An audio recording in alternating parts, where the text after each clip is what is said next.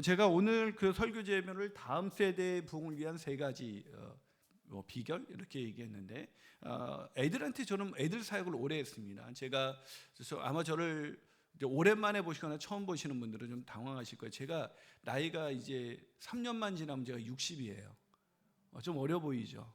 그래서 이것이 저희 스트레스예요. 나는 왜 어려 보일까? 나는 왜 동안일까? 지금도 우리 동탄 성전에 그 젊은이들이 정말 많이 와요. 30대가 많이 오고 40대, 50대도 별로 없어요. 제가 우리 교회에서는 어느덧 굉장히 시니어 축에 속합니다. 그래가지고 우리 교회는 아주 젊은 교회인데 자기들이 나하고 비슷한 줄 알아요. 그래서 제가 늘 그게 아니라고 얘기하는데, 제가 왜 이렇게 어려 보이나 했더니 애들하고 늘 놀다 보니까 철이 안 들었어요, 제가. 그래서 애들 사역을 참 오래 했는데, 제가 애들이 교회 안 나올 때 물어봤어요. 애들이 다음 세대를 부흥시키려면 애들이 왜 안 나오는지 알아야 될 거 아니에요. 그래서 니네 왜 교회 안 나오니? 그랬더니 너무 뭐가 없대요? 재미가 없대요. 여러분 알고 계시죠? 재미가 없어서. 그럼 뭐가 재미없는데, 특히 두 가지가 다 재미없는데 특히 두 가지가 재미가 없대요. 그게 뭐니? 그랬더니 두 번째는요, 목사님 설교가 재미가 없어요. 설교가. 그래서 부흥하는 교회는 설교 은혜가 있지 않아요. 부흥하는 다음 세대에는 설교가 중요해요. 우리 원로 목사님이신 이동 목사님, 이 시대가 나오는 설교자 아니십니까? 그래서 저도 그 밑에서 열심히 배웠어요. 얼마나 제가 열심히 배웠냐면요, 지구촌교회 갔는데 제가 그 전까지 설교 좀 한다고 생각했거든요. 근데 갔더니 이거 완전히 차원이 다른 설교를 하고 계시는 거예요. 그래서 지구촌교회 갔더니 목사님이 서실 때와 부목사님 살 때 편차가 너무 엄청나니까, 야, 이 교회에서 내가 성도들에게 은혜를 끼치려면 내가 이 뱁새가 황새 쫓아가는 것처럼 내 가랑이라도 찢어야겠구나. 그래서 진짜 열심히 했어요. 제가 사무장님도 그때 아시는데, 제가 지구촌교회에서 8년 지나고 저를 유학을 보내주셨거든요. 근데 8년 동안 제가 휴가 하루 썼습니다. 월요일날 쉬어본 적 없고요. 그래서 저희 아이들이, 제 애가 둘입니다. 하나는 딸이고 하나는 기집애고 이렇게 둘이 있는데요. 얘네들이 어렸을 때 제가 하도 집에 안 들어오니까 어느 날 제가 너무 피곤해서 월요일날 집에 쉬는 날이지 않습니까? 근데 교회 나와서 일하다가 너무 힘들어서 집에 들어갔더니 그 둘째 딸내미가 엄마 저기 밖에 김인환 목사님 오셨어, 이럴 정도예요. 아빠라고 인식을 못했어요. 이제 미국 유학 가서 저하고 지내면서 다시 이제 그 정도로 열심히 했어요. 진짜 목사님 설교 열심히 배우려고.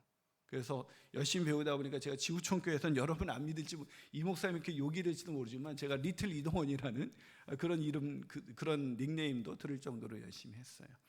이 설교가 되게 재미없대, 아이들이. 그러니까 아이들이 부흥하려면 일단 설교가 중요한데, 그럼 설교를 잘한다는 게 뭐냐? 설교를 잘할 때 가장 중요한 게 뭐냐면, 이 성경 66권이 담고 있는 내용의 결론이 뭐냐는 거예요. 그건 뭐죠? 복음이죠, 복음. 예수 그리스도, 우리를 위하여 십자가에서 죽으시고 부활하신 예수 그리스도가 나의 구주이시고 나의 주님이시다. 아멘이시죠? 근데 문제는 뭐냐면, 아이들이 어려서부터 교회 다녔지만 흔히 모태신앙이라는 아이들이 이 간단한 진리가 머리로는 들었는데, 귀로는 들었는데 마음으로 깨달아지지 않는다는 거예요. 마음으로 믿어 입으로 시인해야 그게 구원인데, 마음으로 깨달아지지 않는 아이들이 교회 안에 많아요. 근데 이 아이들이, 우리는 착각을 하는데 이 아이들이 예수를 믿는 아이들이라고 생각해요. 지금 여러분 옆에 아이들이 앉았다서 걔네들이 교회 다니는 아이들이지 예수 믿는 아이들인가라는 질문을 던져보세요. 이게 되게 중요한 거예요. 그래서 제가 지구촌교회 처음 갔을 때, 중고등 맡았을 때 완전히 난리도 아니었어요. 애들이 제 눈에 예배 드리는 아이들이 눈에 보이지 않았어요. 다 떠들고 딴짓하고, 선생님들은 그거 막아보겠다고 일어서서 막 조용히 시키니까 더 정신없어요. 그래서 제가 선생님들 그냥 앉아 계시라고. 애들이 떠드는 건 내 설교가 준비한 데서 그렇지, 애들 들을 만하면 다 알아서 듣는다고. 그래서 애들아, 딱 5분만 조용히 해줘 볼래? 해가지고 5분을 시작했는데, 그 첫 번째 이제 설교가 니들이 믿음을 알아라는 제목으로 요한복음 강의를 하기 시작했어요. 요한복음의 기록 목적 아세요? 요한복음에 기록한 목적은 예수가 하나님의 아들인 것과 그 이름을 믿고 힘입어 살게 하기 위해서요. 그러니까 예수님이 하나님의 아들 주님이신 것을 믿고 그것을 힘입어 살게 하기 위한 거예요. 그러니까 결국 요한복음을 잘 가르쳤다는 건 뭐 가나의 뭐 기적 7가지 표적이 나타나는 게 뭡니까? 요한복음에 나타나는 게 예수님이 하나님의 아들 그리스도이시다. 이걸 나타내는 거거든요. 그러니까 하인의 순종이 키포인트가 아니에요.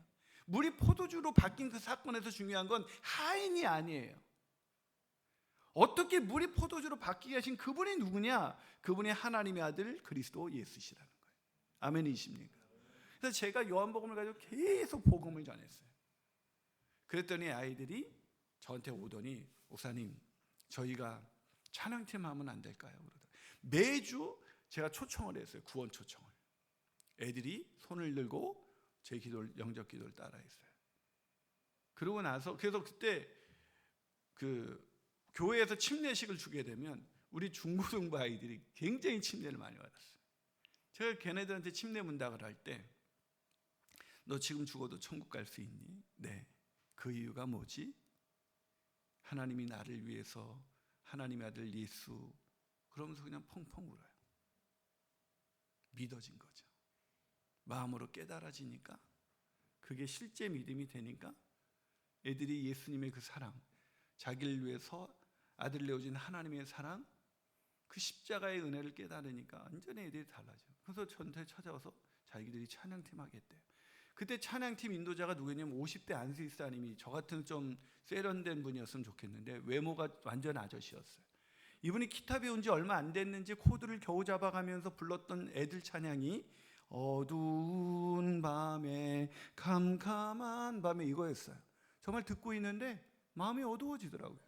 그러니까 애들은 뭐 그런 찬양일 때는 애들에게 안 맞죠. 그러니까 애들이 안 따라하는 거예요. 그래서 니네 찬양팀 왜 하려고 그러는데 더 이상 어두운 밤을 눈 뜨고 못 봐주겠다는 거죠. 네. 근데 옛날에는 하든지 말든지 어두운 밤을 부르든지 말든지 상관이 없었어요. 그런데 예수를 만나니까, 예수님이 믿어지니까, 구주와 주님으로 영접하니까 찬양하고 싶은 거예요. 자기들의 언어와 문화로 찬양하고 싶은 거죠. 그러면서 놀라운 부흥이 일어났어요. 저는 예수를 안 믿는 가정에서 태어났습니다. 저희 부모님이 아주 격투기를 좋아하셨어요. 저는 어려서부터 UFC를 우리 어머니 아버님을 통해서 경험했기 때문에 그게 나왔을 때 아주 이상하지 않았어요.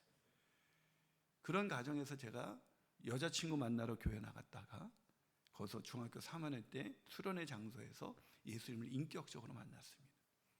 우리 가정은 매일 우리 아버지가 도박에 빠져서 돈 떨어지면 와서 엄마를 패고 우리를 패는 그런 가정에 변한 건 하나도 없어. 전 중학생이 될 때까지 3번이나 자살을 시도한 사람이에요. 그런 가정에서 내가 예수가 들어오니까 그 가정이 하나도 그렇게 미웠던 아버지, 죽이고 싶을 정도로 미웠던 아버지가 불쌍하고 예수 못 만나서 저러는 거구나. 그래서 제가 상황 바뀐 게 아니라 막 길이 열리는 것 같고 마음이 너무 기쁘고 그러더라고요. 그래서 제가 청소년 사역을 하게 된 건 내가 어렸을 때 난 청소년 사역자가 되야지라는 꿈을 꾼 건 아니에요. 제 첫 번째 꿈은 주일학교 교사가 돼야지, 청소년 교사가 돼야지. 왜? 그때 나한테 가장 큰 영향력을 끼친 분이 주일학교 교사이셨거든요. 제 교사들이요 절대로 가르치지 마라. 그 책이 한 10만 권 팔렸습니다. 별로 안 놀라시는데 이건 엄청나게 판 거예요. 다들 그 정도 팔고 계시나 봐요. 보통 2만 권 팔리면 베스트셀러예요. 근데 10만 권 팔렸고 두란노에서 그 두란노 서원에서 저한테 어느 날 액자를 만들어 왔어요. 이거 뭡니까? 그랬더니 올해의 두란노 서원에서 나온 책 단행본 중에 제일 많이 팔린 책이 목사님 책이 선정됐습니다. 그래서 그 책에 나와 있어요. 그 서은찬 선생님이라 지금은 천국에 가신 분인데 그분이 보여준 그런 사랑 때문에 나도 그분 때문에 내가 예수 만나고 나서도 외롭고 힘들었을 때 내가 이때 두 번째 대지에서 얘기하겠지만 그분 때문에 제 인생이 달라졌어요. 그래서 저는 청소년 사역이 얼마나 중요한지, 다음 세대 아이들 사역이 얼마나 중요한지 제가 경험하고 체험했기 때문에 열심히 주일학교 교사했었는데 신학교 가니까 목사님이 또 그 사역 열심히 했으니까 해봐 했는데 거기서 어른 300명 모이던 교회가 청소년이 350명이 모였어요. 그러면서 이제 부흥을 하게 되니까 제가 지구촌교회 가게 된 것도 교단에서는 좀 걔가 좀 한다더라 이런 소문이 나가지고 저를 스카우트하러 왔어요. 그래가지고 와서 제가 이동호 목사님이라는 거목을 만나면서 제 인생 가운데 정말 상상할 수 없는 은혜가 펼쳐졌죠. 제가 무슨 얘기를 하냐면 제가 설교 때 수련회 가서 그 복음적인 설교 때문에 제 인생이 바뀌었어요. 근데 요즘 여러분요, 청소년 수련회 같은 데 가면 애들이 회심이 안 일어나요. 왠지 아세요? 요즘 청소년들이 하도 설교가 없어 하니까 애들한테 어떤 설교를 하냐면 재밌는 설교, 그러니까 요즘은 청소년 사가려면 개그맨이 돼야 돼. 일단 안 웃기면 애들이 안 들어요. 그러니까 엄청 웃겨서 안 졸았으면 좋은 수련회야. 그런 게 어디 있어요? 설교의 핵심이 무엇입니까? 복음을 전하는 것입니다. 복음이 전파가 돼서 복음을 들어야 마음에 주님을 믿고 깨달아야 회심이 일어나야 그 아이들이 새 생명이 되고 그래야 성장이 있고 변화가 있는데 복음이 선포되지 않은 수련회가 널려 있습니다. 죄송하지만 제가 사실 이름만 되면 아는 선교단체에서 제가 주강사로 지금 제가 코로나 터지기 직전까지 제가 쓰임 받았습니다. 제가 50대 중반까지 이게 애들 중학교 1학년 애들한테 한 42년 이상 차이 나는 애들한테 복음을 전했습니다. 그 이유는 한 가지예요. 그분들이 주제는 목사님, 애들에게 복음을 전하는 강사 찾기가 어렵다. 여러분, 주일학교 교사가 할 일 가장 중요한 일이 뭔지 아세요? 주일학교 만약에 담당 사역자가 할 일은 뭔지 아세요? 귀에 들리는 설교가 아니라 마음에 깨달아지는 설교. 그래서 그 아이들이 복음을 진짜 제대로 깨달을 수만 있다면 그때부터 부흥이 일어나는 것입니다. 아멘이십니까? 이게 제일 중요한 거예요. 그래서 복음을 전하지 않으면 애들이 어렸을 때는 그냥 친구 따라 다니고 엄마 따라 다닙니다. 그러다가 초등학교 고학년반 되면 예배를 안 드리려고 그래요. 그러다가 이제 극단적인 게 중학교 2학년 애들이죠. 얘네들은요, 찬양을 안 부르세요. 중2들은. 저는 중2가 찬양하는 날 주님 곧 오실 거라고 확신합니다. 애들은 찬양을 안 불러요. 애들이. 근데 안 부르니까 악기를 사주면 부를 수 있다고 생각을 했어요. 아니에요. 드럼 사주고 별짓을 다 해도 안 불러요. 왜? 찬양은 은혜를 깨달은 자만이 부를 수 있는 노래거든요. 그 아이들에게 물론 문화도 필요한데 이 예배의 본질, 설교의 본질이 뭐냐? 설교를 왜 하냐?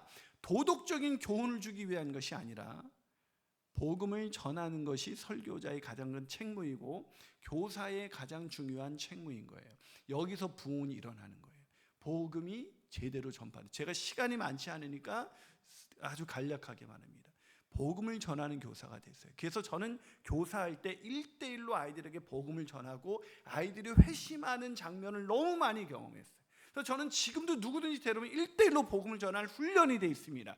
그런데 설교자도 강단에서도 그렇지만 교사가 복음을 안 전하고 다윗의 용기와 요셉의 비전, 이게 핵심이 아니거든요. 그게 핵심이 아닌데 오늘날 복음이 희귀해진 시대에 우리가 살고 있다. 다음 세대들에게 복음이 안 들립니다. 그래서 수련회 갔다 와도 애들이, 우리 어렸을 때 생각해 보세요. 수련회 갔다 와서 눈 퉁퉁 붓고 왜 그랬습니까? 십자가의 은혜, 십자가의 사랑, 복음을 깨닫고 변한 거잖아요. 그게 교회에서부터 다음 세대 아이들한테, 이 아이가 예배에 집중하지 못한다, 그거 예배가 재미없어서 그런 게, 여러분 그래도 제가 그래요. 애들한테 여러분 예배가 재미없었잖아요. 우리도. 근데 언제부터 재미있어졌죠? 주님 만난 날부터. 주님을 인격적으로 만나면 하나님을 찬양하고 싶고 하나님을 노래하고 싶고 하나님의 말씀을 듣고 싶고 그렇게 바뀌잖아요. 아멘이십니까? 그래서 애들이 뭔가 예배에 집중하지 못하면 애들을 어떻게 외적으로 고쳐줄까가 아니라 그 아이들에게 복음이 없는 거예요. 근데 복음이 또 어떻게 들려지냐면 우리 큰딸이 초등학교 5학년 때쯤이었던 것 같아요. 아빠 나 하나님이 안 믿어져요. 교회 가기 싫어요. 그럼 보통 목사님들은 어떻게 반응하죠? 그러면 어떻게 반응할 것 같아요? 여러분이 목사님이 아니니까 잘 모를 것 같은데 어떻게 반응할 것 같아요 보통? 아니면 여러분이 교회에서 중요한 재직이에요. 근데 애들이 아빠 나 교회 가기 싫어요. 그럼 뭐라고 말해요? 뭐라고? 무슨 교회를 안 가? 무조건 교회 나가야지 하면서 왜 교회를 가야 되는지에 대해서는 얘기하지 않고 교회를 가라고만 한단 말이에요. 제가 우리 딸한테 그랬어요. 세연아, 우리 큰딸 이름이 세은인데 그건 자연스러운 거야. 아빠가 믿음이 있다서 네가 믿음이 생기는 건 아니야. 아빠가 목사라서 네가 저절로 믿음이 생기는 게 아니야. 믿음은 에베소서 2장 8절 9절에서 그 은혜에 의하여 믿음으로 말미암아 구원을 얻었나니 이것은 너희에게서 난 것이 아니요 하나님의 선물이라. 하나님의 선물, 믿음이라는 건 하나님 주시는 선물인데 그 선물이라는 건 생각해봐. 상은 내가 열심히 노력하면 받을 수도 있는 가능성이 있지만 선물은 주시는 분이 안 주면 죽었다 깨나도 못 받아. 선물은 하나님이 주시는 선물인데 구원은, 이 믿음은. 근데 네가 이걸 꼭 받았으면 좋겠는데 왜? 아빠가 믿음이 없었으면 중학교 3학년 되기 전에 벌써 이 사람이 아니었겠지. 엄마 아빠가 살아갈 때 믿음 때문에 서로 사랑하고 존경하는 것도 보고 왔지. 믿음 없으면 아빠 인생이 어땠는지를 간증하기 시작했어요. 이 너무 놀라운 믿음이 너에게 꼭 있었으면 좋겠는데 이 믿음이 하나님의 선물이기 때문에. 근데 놀라운 건 하나님은 구하는 자에게 주신대. 하나님, 나도 아빠가 있는 믿음, 엄마가 있는 믿음 나한테도 주세요. 그렇게 기도하는 마음으로 교회에 열심히 말씀 들어. 왜? 믿음은 들음에서 나거든. 네가 세상에서 다른 얘기를 많이 듣다 보니까 헷갈리는데 전사님 설교를 잘 들어봐. 그리고 성경을 읽고 궁금한 거 있으면 나한테 물어봐. 그러더니 그 녀석도 저와 똑같이 집회에서 수련회에서 주님을 만나고 지금은 두 딸이 얼마나 신실하게 살아가는지 몰라요. 근데 뭐예요? 교회 다니기 때문에 교회 가야 한다는 강요는 있었지만 왜라는 거에 대해서 대답을 엄마들도 부모님들도 마찬가지예요. 대답을 뭐, 내가 믿는 하나님으로 인해서 내가 복음이 들어와서 내 인생 가운데 얼마나 놀라운 변화가 일어났는지에 대해서 알려주지 않고 교회 열심히 다녀라, 빠지면 안 된다, 11조 해라, 이 얘기만 한다고요. 저는 커서 그런 부모의 강압적인 것 때문에 애들이 어때요? 너무 힘든 거죠. 그래서 어떻게 합니까? 고등학교 졸업하면 내가 자유롭게 되면 나는 교회를 떠나야지. 실제로 그런 분들 있을 거예요. 복음을 전하는 교사와 부모가 되시기를 주님의 이름으로 축복합니다. 두 번째는 뭐냐면 이 다음 세대를 위한 살아있는 소그룹인 목장이 있어야 돼요. 이게 뭐냐면 애들한테 물어봤어요. 제일 재미없는 거 1인 모니, 2위는 이제 설교라 그랬잖아요. 예배라 그랬잖아요. 1인 모니를 했더니 1위가 분반 공부였어요. 선생님들 책임이에요. 그럼 제가 여러분께 여쭤볼게요. 여러분이 혹시 주일학교 출신 계시면 난 분반 공부가 너무 재밌어가지고 선생님 왜 이렇게 빨리 끝내려고 그래요? 좀 더 길게 해주세요. 그런 분 계셔요? 우리도 분반 공부가 너무 힘들었어요. 왜 힘든지 아세요? 분반 공부가 왜 힘들 것 같아요, 여러분? 여러분의 추억을 떠올리면서 안 힘들었으면 말하죠. 왜 힘들었을 것 같아요? 분반 공부가. 일단 선생님들이 너무 못 가르쳐. 너무 따분하게 가르쳐요. 죄송하지만. 여러분 교사 되실 때 이렇게도 교사 되셨죠? 전사님께 여러분이 찾아갑니다. 전사님, 제가 중학교 1학년 기가 막히게 성경 가르칠 수 있습니다. 그래요? 그럼 공개 수업 한번 해볼까요? 공개 수업 했더니 막 애들이 눈이 초롱초롱 빛나면서 그 선생님의 가르침에 쭉 빨려 들어가서 우와, 선생님 진짜 잘 가르치네요. 네, 당신을 중등부 교사로 임명합니다. 이래서 교사가 됐죠? 아니에요? 교사의 첫 번째 자격이 뭐예요? 잘 가르쳐야죠. 은사도 없이 교사하세요? 혹시 이렇게 교사 되셨나요? 중등부 교사가 필요합니다. 고등부 교사가 필요합니다. 초등부 교사가 필요합니다. 하루 광고하는데 안 하니까 누가 찾아와요. 부장님이나 전사님도 교사 좀 하세요. 저 못 가르쳐요. 저 왜 그러세요? 저 안 해요. 못 가르쳐요. 못 가르쳐도 돼요. 그냥 애들을 사랑하는 마음만 있으면 돼요. 그렇게 됐어요? 아니면 전자처럼 됐어요? 후자죠. 그게 맞아요. 애들을 사랑하는 마음만 있으면 돼요. 근데 문제는 어디서 나느냐? 그리고 사랑하는 마음만 있으면은 와서 뭘 하면 되는 거예요? 사랑을 주면 되는 거예요. 사랑을. 근데 사랑하는 마음을 가지고 와서 못 가르치는데 사랑하는 마음을 가지고 와서 사랑을 줘야 되는데 가르치기만 해. 그래도 너무 못 가르쳐. 그러니까 애들의 입장에서는 설교는 어떻게든 견뎠어요. 그런데 분반 공부에 더한 인간이 딱 버티고 있어서 매주 도망가지 못하도록 잡고 막 공과 책 끊어도 자기도 무슨 말을 한지 모르고 막 가르치는 거예요. 여러분, 까놓고도 전사님이나 목사님이 그 다음 세대 담당 분이 잘하든 못하든 그 설교 한 편 준비하기 위해서 엄청난 시간을 쓰거든요. 그래서 그거는 좀 그래도 어떻게든 참겠는데, 더한 인간이 분반 공부에서 그것도 매주 만나야 된다니까 애들이 이걸 언제까지, 내가 기독교 가정에서 태어났다는 이유 한 가지만으로 내가 이걸 언제까지 버텨야 되나, 그래서 안 가고 싶은 거예요. 교사는 가르치는 사람이 아니에요, 주일학교 교사는. 그래서 제가 쓴 책, 교사들이여 절대로 가르치지 마라. 목사님, 그럼 애들은 성경을 어떻게 배웁니까? 제가 말합니다. 성경을 가르칠 때 물론 성경의 지식의 교육이 필요 없다는 걸 말하는 건 아니에요. 필요하죠. 하지만 분반 공부를 우리가 대그룹이라고 불러요, 소그룹이라고 불러요? 소그룹이라고 그러죠. 왜 그래요? 숫자가 작으니까. 그게 대단한 착각이에요. 대그룹과 소그룹의 차이의 본질은 숫자에 있지 않아요. 숫자가 작지 않으면 소그룹이 될 수 없지만, 숫자가 작다 그래서 무조건 소그룹의 특징이 담겨질 수는 없어요. 소그룹의 첫 번째 특징이 상호작용이에요. 그러니까 소그룹에서는 교사가 일방적으로 강의하지 않고 서로 대화를 해요.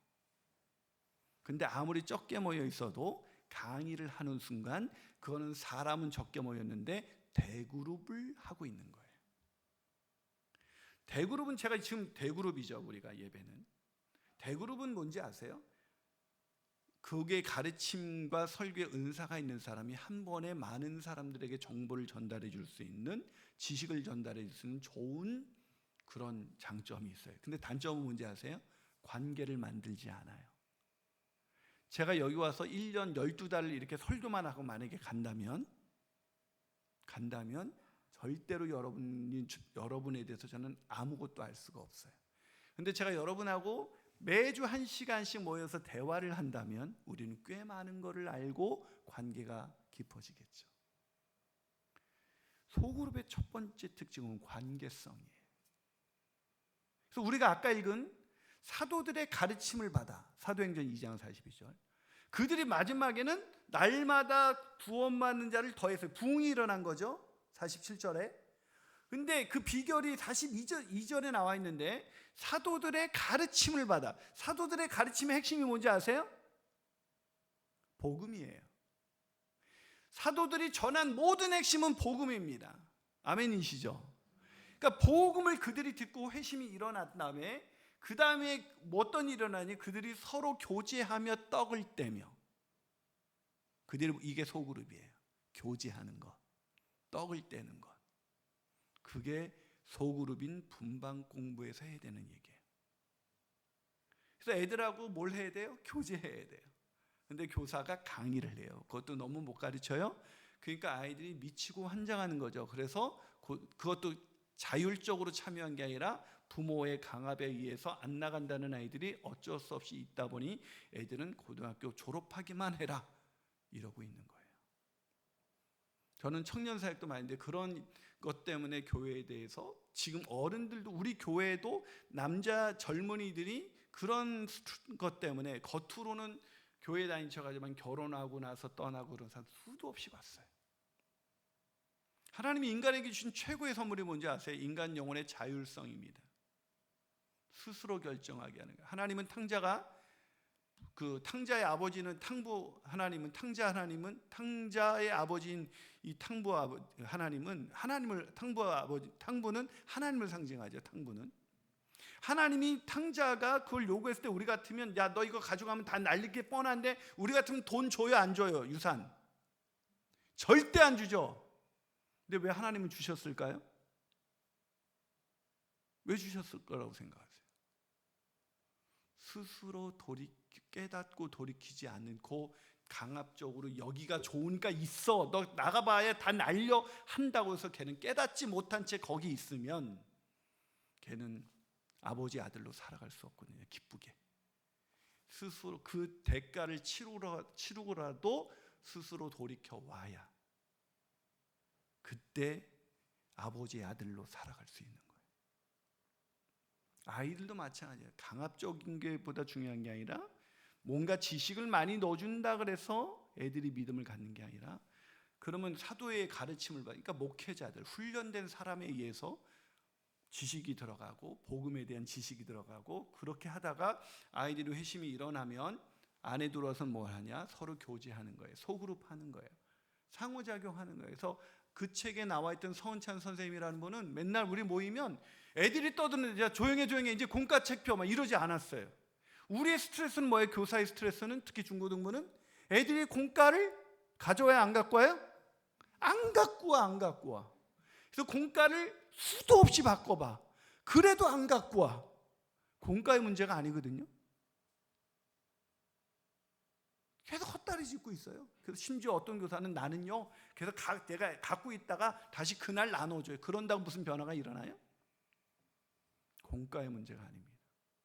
아이들은 거기에서, 소그룹은 서로 상호작용을 하고 싶어 하는데, 강의를, 그것도 못하는 강의를 하니까 애들이 모든 관심이 없는 거예요.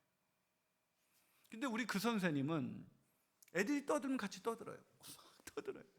그러다가 이제 우리가 걱정을, 선생님 공과는 안 나가? 괜찮아 뭐 얘기하다가, 선생님 다 끝났는데 우리 집에 가야 돼. 야, 떡볶이 먹고 가. 떡볶이 먹으러 데려가가지고 떡떡떡 막 애들이 떠들죠. 그러면 또 그 어른이 키가 2m신 배우 선수 출신이거든요. 국가대표. 같이 막 떠들어요. 애들이 다 먹고 이제 가야래 그러면은, 야, 놀다 가라. 그래가지고 우리 교회 근처에 아현촌 중학교 체육 선생님이셨는데, 거기 데려와서 그 남자애들 데리고 키가 2m가 되는 어른이 막 뛰어노는 거예요. 그리고 집에 가려면, 우리 교회가 산동네 교회였거든요. 결손 가정이 많은 아이들, 집에 가도 엄마가 없는 아이들, 우리 집에 와서 밥 먹고 가자. 그럼 아이들은 관계가 형성되고 마음이 열리니까 아이들이 그 선생님한테 자기의 속마음을 이야기하고, 엄마 아빠에 대한 자기 가정상을 얘기하고, 기도 제목을 얘기하고, 선생님이 울면서 기도해주고, 그러면서 우리가 말씀을, 내가 혼자서 이렇게 보고 있는데 이게 힘이 되더라. 그래서 큐티가 시작되고, 그러면서 변했어요. 그래서 제가 내린 결론이 절대로 가르치지 말아요. 소그룹은 7가지 특징이 있어요. 제가 시간이 없어서 그 얘기는 다 못합니다만, 그런 특징이 가져져 있을 때 애들은 소그룹을 좋아해요. 왜? 인간은 소그룹 존재 자체가 소그룹이거든요. 태어날 때부터 가정이라는 소그룹 속에서 태어나고, 소그룹들을 통해서, 친구들이라는 소그룹들을 통해서 성장하고, 죽을 때까지 인간의 모든 경험은 소그룹들로 채워져 있어요. 다른 말로 하죠, 사회적 존재예요. 그래서 대화하는 걸 너무 좋아해요. 마음에 맞는 사람과, 내 마음 알아주는 사람과 대화를 하면 더 길어져도 좋죠. 저도 그 선생님 따라서 그렇게 했더니 애들이 고3 아이들인데도 집에 안 가고 얘기를 해요. 내가 들어주고 얘기하니까. 그리고 그 고민 속에서 제가 걔네들한테 일방적인 지식은 아니지만, 걔네들이 고3 때 이럴 때 어떻게 돼 선생님, 그러면 내가 경험한 하나님을, 성경에 근거해서 만난 하나님에 대해서 알려줬어요. 소그룹은 그런 공간이에요. 시간 없으니까 마지막으로, 세 번째 다음 세대 부흥의 비결은 뭐냐? 그것은 다음 세대를 위해서 변화해야 된다는 것입니다. 이건 리더십의 문제예요. 변화가 일어나지 않아요. 제가 오늘도 참 감사했던 게, 오늘 이 교회 오는데 목사님께 내가 전화해서, 목사님 제가 이렇게 쌤이 이렇게 캐주얼로 가도 되나요? 괜찮아 해서 이렇게 입고 왔습니다. 그럼 별로 안 불편하세요? 예, 감사합니다. 이게 쉬운 게 아니에요. 제가 5만 교회를 다 다녀봤잖아요. 장로교회 이렇게 갔다 난리 납니다. 한번 우리 교회 장로님들은 절대로 그러지 않은데, 한번 그 지방에서 올라오신 나이가 좀 연세가 있으신 장로님이 한 번은 저한테 전화를 했어요. 저도 그런 전화는 진짜 목회 11년 하면서 처음 받았는데, 목사님도 장로님 반가워요. 무슨 일이세요? 했더니, 목사님 넥타이를 왜 안 매고 올라가십니까? 그러는 거예요. 갑자기 목이 아프네. 그래서 장로님 넥타이 매는 게 왜 안 되는데, 안 매는 게 왜 안 되는데요? 그랬더니, 목사님 내가 작업복 입고 교회 오시면 좋겠습니까? 그러는 거예요. 그래서 제가 장로님, 어떤 사람이 작업복에서 일을 하다가 집에 갈 시간이 없어서 바로 교회 오면 안 되나요? 주님 싫어하시나요? 가서 옷 갈아입고 와라 그러실까요? 왜 거기에 매여 계세요? 그랬더니 장로님이 그만합시다. 말로 안 되니까 끊어버렸어요. 이러시다 나가시나 그랬더니 한 몇 개월 지나서 목사님 죄송합니다 그러더라고요. 그러다가 한번 우리가 가수 목리라고 아주 신앙이 좋은 우리 침례교단의 집사님이셔. 아주 좋은 목리 형제가 우리 교회 와서 제가 이렇게 집회를 하는데 마음껏 간증하고 히트곡 불러도 되고 찬양도 부르고 히트곡도 부르고 하러, 왜? 불신자도 오니까 마음껏 하세요. 그랬더니 이분이 가수 목리가 자기 히트곡을 불렀어요. 전 너무 은혜 받았어요. 히트곡에 그가 부른 찬양보다 그 히트곡, 가요가 이렇게 나한테 감동을 줄 수 있구나. 와, 노래 정말 잘해요 형님. 한번 꼭 부르면 정말 겸손한 친구인데 여의도 침례교회 집사예요. 근데 이분이 또 시험 든 거예요. 어떻게 주일날 강단에서 가요를 부를 수가 있네요. 그래서 이제 나한테 말은 안 되니까 교회 떠나겠다고 부사역자 통해서 연락이 왔어요. 그래서 그분 좋으신 대로 가게 해라. 그래서 저는 이렇게 아까도 말했지만 이렇게 배짱이 되게 커요. 별로 인간이 덜 됐습니다. 그분 좋으신 대로 가야지. 근데 안 떠나시고 다시 목사님 죄송합니다 하더라고요. 제가 얼마 전에 변호사로 일하던 친구가 법무법인에 있다가 카카오톡으로 이전한 우리 교인이 식사를 하는데 그 카카오톡에서 일하다 보니 후드티를 입고 점심 먹으러 갔어요. 회사 근처에서. 그러니까 복장이 좋네요 그랬더니 목사님 여기서는요 정장 입고 들어가면 이상한 사람 취급받아요. 그래요? 정장을 입는 사람이 카카오톡에 아무도 없다는 거예요. 저는 양반이에요 목사님. 개발자 하는 일 담당하는 애들은요 반바지에 슬리퍼 신고 와요. 그런 젊은이들을 위한 교회라고 하면서 양복 입고 오세요. 제대로 입고 오세요. 오겠어요? 옛날에 우리 어렸을 때 회사를 그렇게 입고 간다는 걸 상상이라도 해보셨어요? 일상에서도 입고 편한 옷을 입은 아이들이 교회 올 때 굳이 바꿔 입고 오라고, 특히 그 사람이 예수를 안 믿는 사람을 우리가 전도해서 부흥을 이루려고 한다면 그게 좋겠어요? 오겠어요? 그래서 제가 했죠. 그래서 제가 의도적으로 이렇게 그 산부 예배나 이렇게 좀 더 다양한 변화를 주는데 양복을 입기도 하고 다양하게 입기도 해요. 한번 우리 교회 훈련받은 장로님 목사님 제가 예배 드릴 때 모르는 찬양이 너무 많아도 우리 다음 세대를 위해서 제가 인내해야겠죠. 훌륭하십니다 장로님. 제가 어떤 교회 가면 장로님이 자기에 맞는 찬송가만을 불러라 그래요. 여러분 아까도 제가 말했지만 시간이 예배는 영적인 요소, 그 복음이 본질이지만 그걸 담는 거는 문화예요. 왜 어린이 예배가 다르고 청소년 예배가 다르고 그렇죠? 문화가 다르기 때문에 그렇지 영이 달라서 그런 게 아니에요. 그래서 문화는 그 본질인 복음은 바뀌면 안 되겠지만 그 나머지는 다 바꿔야 돼요. 그래서 저희 교회는 지금 한 1,700명 모이는데 지금 유튜브 구독자가 10,000명이 넘었어요. 그러니까 유튜브에서 저희 교회의 영향력 안에 있는 분들이 10,000명이에요. 우리 교회에서 선포되는 말씀과 찬양과 이런 것을 듣는 사람이. 제 쇼츠를 제가 만들었거든요. 쇼츠를 우리 온라인 사역팀 평신도, 우리도 이제 교회가 이렇게 뭐 자원이 많으면 막 전문 사역자를 쓰겠는데 그게 안 되니까 평신도 사역자를 우리 막 길러서 온라인 사역팀 하세요. 어떤 개인 유튜버가 있었어요 우리 교인 중에. 당신 온라인 사역팀에서 우리 유튜브 좀 잘 좀 해봐. 근데 이분이 하면서 계속 제 설교를 쇼츠로 잘라가지고 올렸는데 그 쇼츠의 하나가 150만 회가 넘었어요. 별로 안 놀라시네요. 늘 150만 명이 봤다는 거예요. 150만 명이 제 쇼츠로. 근데 제가 왜 그런 생각을 했냐면 어느 날 기사를 봤는데 네이버에 머무는 시간이 사람이 1분 몇 초인데 유튜브에 머무는 시간이 7분이라는 거예요. 그걸 제가 5년 전에 봤어요. 앞으로는 유튜브가 대세가 되겠구나. 그때부터 우리 교육자들은 계속 유튜브로 가야 된다. 홈페이지도 유튜브 스타일로 가야 되고 유튜브처럼 막 했는데 못 알아듣는 거예요. 그러다가 코로나가 터져서 다 유튜브를 할 수밖에 없게 됐잖아요. 그제야 깨우치는 거예요. 그런데 문제가 생겼어요. 어떤 문제가 생기냐? 큰 교회는 유튜브라는 게 이 알고리즘에 의해서 많이 보면 더 띄워주잖아요. 그러니까 조그만 교회는 예배 드리는 사람이 많지 않으니까 띄워주질 않는데, 대형 교회는 벌써 몇천 명이 예배 드리면 순식간에 몇만으로 띄워버려요. 부익부 빈익빈이 유튜브 환경 속에서는 훨씬 더 적나라하게 드러나요. 그러니까 조그만 교회는 구독자 한 명 늘리는 게 엄청 어려운 게 되는 거예요. 그런데 쇼츠가 처음 시작됐을 때 이거는 아직 대형 교회가 안 건들고 있더라고요. 그래서 이건 빨리 들어가야겠다.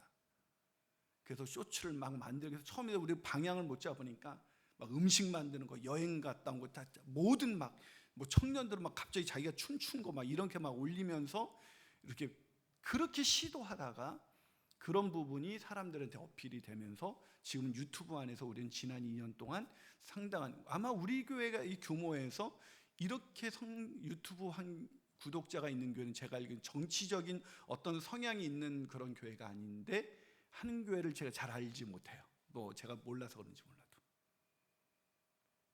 그래서 많은 분들이 온라인 상황에서도 제가 그랬어요. 처음에 할 때 이제 딱 팬데믹이라는 말을 듣고 우린 줌으로 바로 목장합니다 그랬더니, 그때 계속 정부에서는 2주만 방명동 계속 그랬잖아요. 그런데 저는 2주 더 1년 이상 간다 그랬어요. 그러니까 교인들이 안 믿더라고요. 팬데믹이란 말은 이미 유행이 시작됐다는 말이기 때문에 이건 금방 안 끝납니다. 정부에서는 끝내려고 노력하는 건 귀한데 안 끝납니다. 그러니까 빨리 줌으로 하게 하십시오 하는데 이제 힘들어하는 거예요. 새로운 거에 적응하려니까. 그래서 보고가 들어왔는데 50%도 목장이 줌으로 안 하는 거예요. 그래서 제가 우리 교육자들한테 이거 안 하면 대안이 있어요? 현장에서는 못 만나는데 대안이 있어요? 없습니다. 그럼 줌보다 더 좋은 대안이 있어요? 없습니다. 그러면 어렵다고 하면 안 가르칠 게 아니라 힘드시죠 하고 포기할 게 아니라 뭐가 불편하신데 하고 우리가 가서 도와주고 거기서 깔아주고 시연해주고 그래서 할 수 있을 때까지 도와줘서 하게 해야지. 그거를 어려워한다고 안 하게 하면, 지난 1년 동안 성도들 간의 교제가 끊어지면 그 공동체가 멀쩡하게 버틸 수 있다고 생각하네요. 그래가지고 이제 그렇게 가르쳐 주기 시작했죠. 그러다 보니까 재밌는 현상이 일어났어요. 우리 50대의 교사로 다시 복직하신 분이 있는데, 이분이 가서 이제 학교도 이제 변화가 일어나는 거예요. 줌으로 해야 된대. 그러니까 젊은 선생님이 다 줌 어떻게 뭐 이거 어떤 거니까 우리 그 50대 중반의 선생님이 그 제가 할 줄 알아요. 선생님, 나이가 많은 선생님이요? 어디서 배웠어요? 우리 교회에서요. 그 믿지 않는 사람들이 하는 말, 와, 앞서가는 교회네요. 전 그래서 오늘 제가 사실은 갖고 온 거의 마지막 대화에선 제가 우리 목자들한테 이런 시대를 분별하고 변화해라, 아까 그게 있죠. 거기 보면 또 물에게 이르시되 너희가 구름이 서쪽에서 이런 걸 보면 곧 말하기를 소나기가 오리라 하리니 과연 그러하고, 남풍이 부는 것을 보면 말하기를 심히 더우리라 하면 그렇게 하리라. 외식하는 자여 너희가 천지의 기당은 분간할 줄 알면서 어떻게 이 시대는 분간하지 못하냐. 외식하는 자가 어떤 자라고요? 천지는 분간하면서 이 시대를 분간하지 못하는 사람, 자기의 전통에 매여 있어서 그 변화를 주지 않는 사람이 바로 외식하는 사람이라는 거예요. 사랑하는 여러분, 시대가 바뀌고 있어요. 코페르니쿠스적인 전환기라 그래요. 엄청난 변환기에 교회는 어떻게 되냐? 코로나가 빨리 끝나야 될 텐데 그때는 이미 많은 환경이 바뀌어져 있어요. 그래서 제가 우리 교육자들한테 늘 얘기합니다. 모든 사람은 변화를 경험한다. 변화를 시키든지 변화를 당하든지. 변화를 시키는 자가 리더고 변화를 당하는 자가 팔로우다. 교회가 시대의 리더십을 가지고 가려면 어떻게 된다고요? 변화를 시키는 자가 되라. 그러려면 먼저 스스로 변화하고. 그래서 제가 우리 목자님들한테 이 시대가 어떻게 흘러가고 있는지를 제가 책을 읽고 성경을 읽고 정리하면서 그거를 강의해 줬어요. 1년이 지났을 때 많은 목자들이 저한테 속마음을 얘기했어요. 목사님 그때 하라 그래서 우리 목사님 그냥 따르는 대로 했지만 사실은 굳이 이렇게까지 할 필요가 있나 했는데 지금 1년이 지난 지금 이거 안 했으면 우리 목장 무너졌습니다. 우리 목자들이 그렇게 얘기했어요. 그거 어떻게 하셨어요, 목사님? 뉴스를 자세히 분석하고 읽고. 그래서 또 델타 변이가 왔을 때 교인들이 그 다음에 이제 내년엔 하겠죠? 아니요, 1년 더 갑니다. 우리 교회 재밌는 게 있어요. 우리 방역 당국에서 말하기 전에 우리는 온라인으로 늘 전환했어요. 우리 자존심도 있었어요. 종교적인 자유가 있는데 강압적으로 우리는 하는 게 아니라 우리가 스스로 세상의 빛과 소금이 되기 위해서 우리 스스로 조심한다. 그렇게 계속해 왔어요.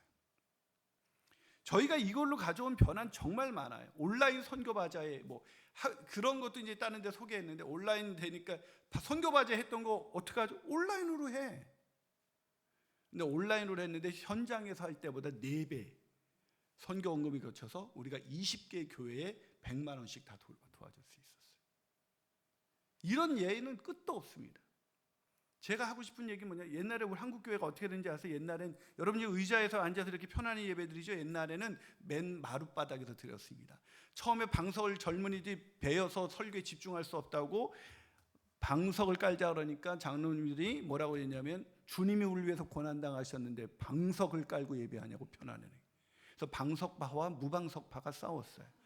결국 방석파가 이겼죠. 그러다가 의자파가 나타났습니다. 등이 힘들어요.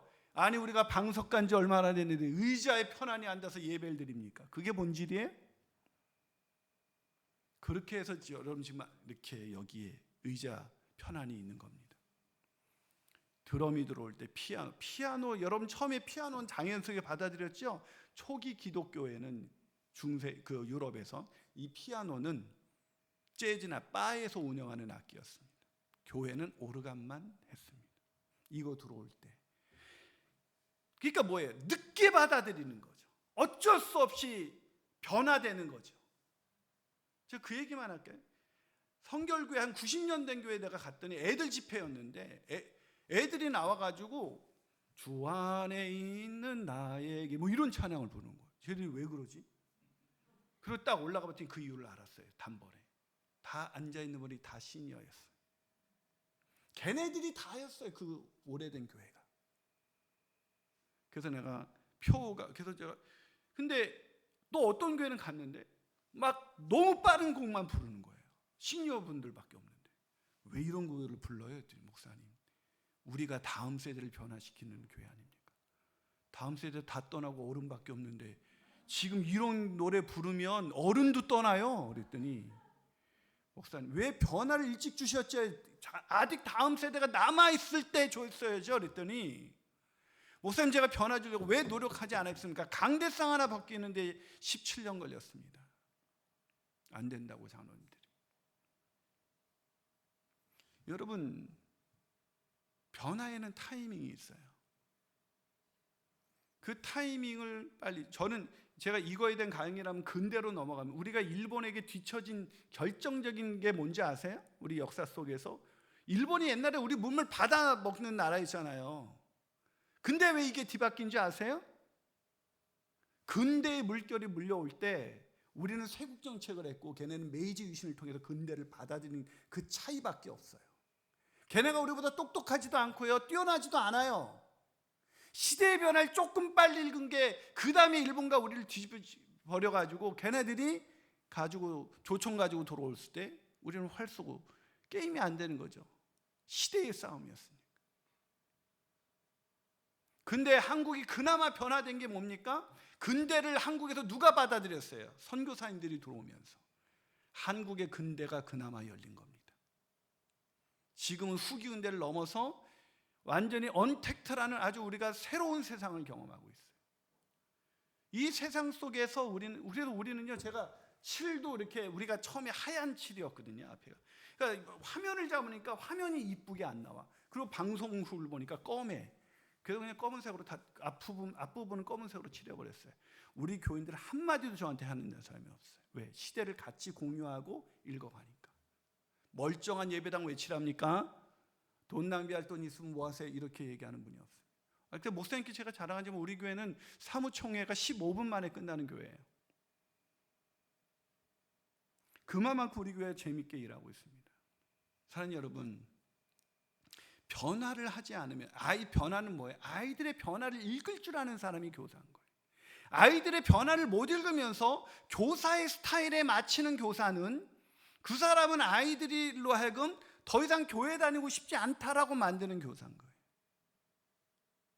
아이들이 왜 이러는지 그거를 내 문화의 틀 속에서 판단하고 재단. 그 얘기만 할까요? 제가 지구촌교회 처음 갔을 때 지금은 남자애들이 귀걸이 끼고 다니는 귀걸이 낀 아이가 왔어요. 저도 처음 봤죠 그때. 역시 지구촌교회는 다르구나. 귀걸이 낀 애가. 우리 장로님이 애를 귀를 잡아당겨서 밖으로 끄집어냈어요. 찬양하던 애가 열 받아가지고 혼나고 딱 오더니 찬양 안 하죠.